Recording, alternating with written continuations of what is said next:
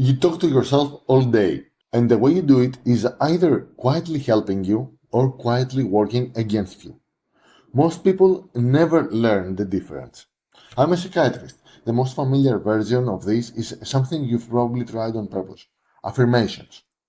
Standing there, repeating a good sentence, trying to make it stick again and again, and for some people it works.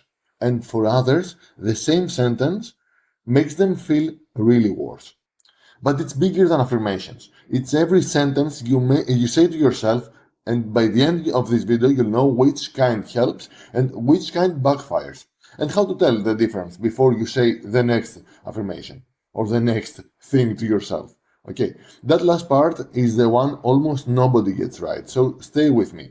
Let me describe something that you have probably done. Something's not going well. So, you try to talk yourself up.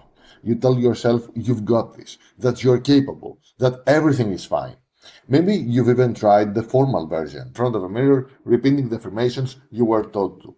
And a small voice answers back, "No, it isn't true. No, you're not awesome. No, your life is screwed up."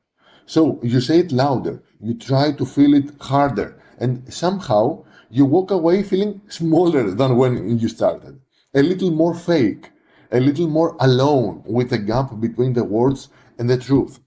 So I'll go first. For years I've tried this, and I noticed something odd in myself. When the self-talk or the affirmation matched something I could actually feel, then it landed, it was okay. But when it was the opposite of what I believed in that moment, when it was too big or too clean, too far away from where I was, it just didn't land. It was failing. So I was pushing back. It made me feel worse. So, of course, I would stop. I figured I was doing it wrong or that I wasn't positive enough. So, here's what I want you to know up front. If that's happened to you, whether it was a formal affirmation or just trying to talk yourself into feeling better, you didn't fail. You ran into a specific mechanism, a predictable one. And once you see it, you stop blaming yourself and you start doing the version that actually works for you. 3 things in this video. 1. The reason a positive sentence can backfire, hiding inside how your mind handles anything that tries to persuade it, including you, persuading you. 2. The single distinction that separates the self-talk that heals from self-talk that hurts. This is the part that self-help version gets really backwards. And 3, the one I want you to wait for, a small shift in what you say to yourself that really changes everything. I learned it by accident, and the research explains exactly why it worked. So let's start why positive sentence can push back. Your own mind can do something really strange. It can reject your own words, the way a body rejects the wrong transplant. And here's the thing almost no one tells you. Talking to yourself is a persuasive act. You try to persuade yourself. Okay, you are sending yourself a message, a signal, and trying to get yourself to accept it. The unusual part is that you are both the speaker and the audience. And you are trying to convince yourself, and your mind treats persuasion in a specific way. There's a long-standing idea in psychology about a range of acceptance. Like think of it as a comfort zone for what you believe about yourself. When a message lands inside that zone, close to what you already hold dear, like what you already believe about yourself, you take it in. But when it lands too far outside, you don't just ignore it. It feels off. It feels unfamiliar, like a threat. And you push against it. Pushing against it can leave you more convinced of the opposite than before. So, picture someone who feels deep down that they are not worthy. Whatever happens, they are not worthy. They are convinced of it. They stand at the mirror and say, "I am worthy, I am enough." That sentence lands too far outside their own comfort zone, their own comfort range of what they believe in. And the mind does what minds do. It produces the counter evidence. Remember last week how you failed on that one or the other one. Remember what they said. Remember, just remember again and again. And the affirmation doesn't lift them up. It opened the file of everything that argues against it. There is a second force underneath this, and it's a strange one. We have a deep pull towards seeing ourselves consistently. Even when the belief about ourselves is negative, A part of us wants to confirm it again and again that our worldview and about ourselves is true, because consistency feels like stability. So we prefer a known hell than an unknown whatever, because it may be better, but it may be worse. So it feels like knowing who we are. And the too positive statement doesn't just fail to convince you, it threatens that stable, familiar self image, even when that self image really hurts sometimes. And I have watched this in my private practice with the capable people that I sit with, people who have achieved a great deal. You hand them a compliment that's true, and you can see it slides right off them. Not because they are ungrateful, but because it was further than they could believe about themselves that day. The praise had nowhere to land. And I understand right there that they also speak to themselves harshly and they don't compliment themselves. They don't recognize their own wins. And this mental machinery runs in both directions. The same mechanism that rejects I am worthy will happily accept I am just not a numbers person or I always quit. Say a line like that to yourself enough times, and it stops feeling like an excuse. It starts feeling like a fact. Like that's just who I am, and you just have to accept it. Your self talk doesn't check whether a sentence is good for you, it only notices what you repeat. Repeat it enough times, and it feels true, whether it's lifting you up or locking you in. So the first lesson is gentle and it's freeing. If a positive line ever made you feel worse, that wasn't weakness. That was a mismatch. It landed outside your comfort range. And your mind did what it's built to do. And if a harsh line about yourself has started to feel like a simple fact, that isn't proof that it is true, but that you feel comfortable around that idea, that you have repeated it so often and so much that you have identified yourself with it. So it's the same mechanism that goes both directions. Now, there was a famous study on this, and here's where I have to be honest with you. I'm going to tell you what it found and then why I won't oversell it. Okay, years ago, a team of researchers ran an experiment on exactly this. The exact phrase that had people repeat was, I am a lovable person. And they measured how people felt afterwards. The result became really famous. People with high self-esteem felt a little better. But people with low self-esteem, the very people that the affirmation was supposed to help, felt worse after repeating it. That finding spread everywhere, and it fits the mechanism I just described perfectly. But here's what honesty requires me to add. A later, larger study tried to reproduce that result and didn't find the same clean split. That happens in psychology more often than people admit.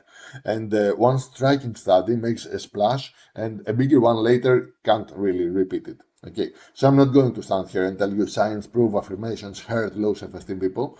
That would be like overclaiming. What I'll tell you is this: the direction that this research points at is real. Okay, the mechanism underneath it is solid and well studied, and many people, including me, have felt it firsthand. And this is the part that changes everything, so stay with it. Here's the confusion at the center of this whole topic. The word affirmation is used for two completely different things, and almost all the harm comes from mixing them up. The first kind is what we have been talking about. You repeat a flattering claim about yourself, like I am successful, I am confident, I'm successful, I'm successful, I'm successful. No, a statement about a trait or about an outcome that you want. The second kind is older, and it comes out of serious research. It's called self-affirmation, and it's not what you think. It has nothing to do with repeating how great you are. Okay, it works like this. You take a value you genuinely hold, like freedom, connection, honesty, family, and you reflect on why it matters to you, how you live it. You are not claiming to be anything. You are remembering what you really care about, what's really important in your life. And the effect of that is different in kind. There's good evidence that reflecting on a core value before a stressful moment lowers your body's stress response, not just your mood, your physiology. In one study, people who did a brief values reflection before a lab stressor showed a measurably lower stress hormone response than those who didn't. And why would that work? When I am amazing, I'm amazing, I'm amazing, it doesn't work. Because it doesn't ask you to believe something that you don't believe in. A value is already true, you really value it. You don't have to convince yourself that freedom matters to you. It just does, okay? There's nothing for the mind to push back against. Instead of defending a shaky claim, you're standing on solid ground, and from there, the threat looks smaller. The researchers described it almost poetically. Affirming a value doesn't erase the problem in front of you. It places that problem inside a larger picture of everything that makes you who you are. The view widens. You stop tunneling on the one thing going wrong and you see the whole field again, including what's good, without going blind to what's hard. And here is the quiet link to everything else on this channel. A mind under threat narrows down. You gain tunnel vision. Okay, a mind that remembers what it values widens and settles down. The right kind of self-talk isn't pep talk. It's a way of lowering the threat so you can see straight and seeing your true size with everything that happens in your life, putting everything in context. Okay, that's the distinction. Now, let me tell you how I found the difference without knowing any of this. So here it is, the most useful thing on this video. For years, my affirmations were about outcomes. The money is coming, it's on its way, and on a good day, okay, it's fine. But on a bad day, when I didn't feel it, that sentence made me feel worse. It felt like lying to myself. Okay, so I would push back and I would quit. Then something shifted in me, and at the time I didn't understand why it worked. So I stopped affirming the outcome and I started affirming the value underneath it. Here's what I realized. Money was never the issue, was never the thing. Money is a means towards somewhere. You want to gain something, you want to have freedom, you want a value. You want to provide comfort to your family. You want to have something else, like an end. It's means to an end. So what I actually wanted was what money stands for. For me, it was freedom, it was ease, but it was also like not just the money, wealth in general, the richness of experiences, of people, of strength. The money was just the vehicle, the value was the destination. So instead of the money is coming, I'm becoming a millionaire, whatever they say, okay, it became something I could actually feel, like I value freedom. And here is where I already live it. Here's how I honor it today, even now, with whatever little I have right now. I can see what I do have. I can see the paths that I am opening. I can see myself acting differently towards more freedom. And that version never pushed back because it was true. Every word of it was already true. That's the shift, and you can use it tonight. Stop affirming the outcome that you don't have yet. Affirm the value that's already yours, that you already value. Ask yourself one question before you say anything to yourself in the mirror or in your own head. Am I trying to convince myself of a result that I don't have, or am I connecting to a value that already defines me? The first one, your mind will fight. The second one, it can't argue with because it's true. And there is a bonus that the research backs up. When you anchor to your own values, you start noticing where you can live them more. So I did this with my own strengths. Okay, I stopped trying to fix what I'm bad at and I stopped trying to focus on where I am less than. And I looked hard at what I'm genuinely good at, where I'm different, how I could bring more of that into an ordinary day. That's not a fantasy about a better self. It's a closer relationship with a real one. So I started studying myself closer, especially the good stuff. And one last piece, quickly. There is a simple technique with a surprisingly good evidence behind it. When you are caught in a hard feeling, talk to yourself the way that you would talk to someone you really care about. Use your own name or you instead of I. So instead of I can't handle this, you say by your own name, you have handled harder than this, Theo. That small grammatical sentence, third person instead of first, helps your mind step back from the emotion. And there is solid evidence it calms reactivity and even helps people who get anxious under pressure. And the myth to drop: louder is not truer. Like shouting to yourself the affirmation in the mirror until you believe it has it real backwards. Intensity doesn't close the gap between the words and your truth, what you really believe in. It widens it. The quiet, true sentence beats the loud, hollow one every single time. So, to recap, every sentence you say to yourself is you trying to persuade yourself.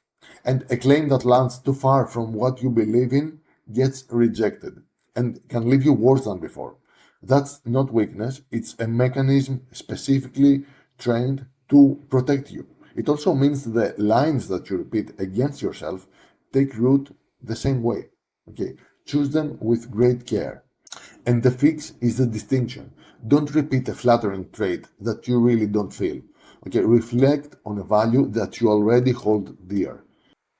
Don't try to believe something completely new. Remind yourself of what is already true in your life, something that is true, and that is something that you want to believe in, and that's closer to what you already believe in. Okay, and the deepest version: affirm the value, not the outcome.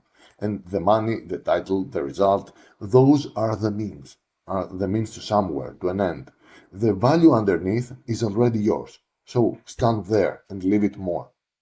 So here's my question to you, and I genuinely like your answer in the comments.